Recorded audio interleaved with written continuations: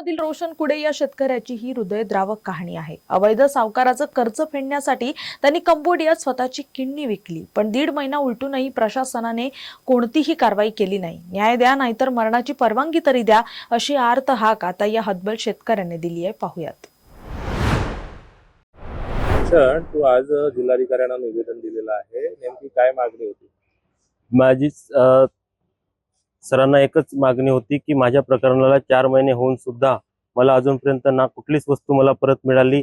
आमचे उत्पन्नाचा स्रोत हे शेती असल्यामुळे माझी पूर्ण शेती मला परत मिळावी याच्यासाठी मी निवेदन केले व 25-2 विधानसभेत लक्षवेधी सूचना सावकारांची संपत्ती गोठवण्याची सूचना असून सुद्धा 1.5 महिना झाला तरी पण त्यांची संपत्ती कुठेच गोठवण्यात आली नाही।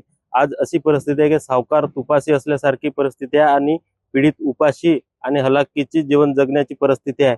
मी शासनाला एवढीच विनंती करेन का मला जर एकतर लवकरात लवकर मदत द्या, नाहीतर मला इच्छा मरण्याची परवानगी द्यावी। मी माझ्या पूर्ण कुटुंबासकट मी इच्छा मरण्याला तयार आहे। मला लवकरात लवकर एक तर मदत करा, नाहीतर मला इच्छा मरण्याची परवानगी द्या आणि शासन मला मेल्यानंतर माझ्या मृत्यूनंतर जर न्याय देत असतील तरी ते सुद्धा मला मी मान्य आहे।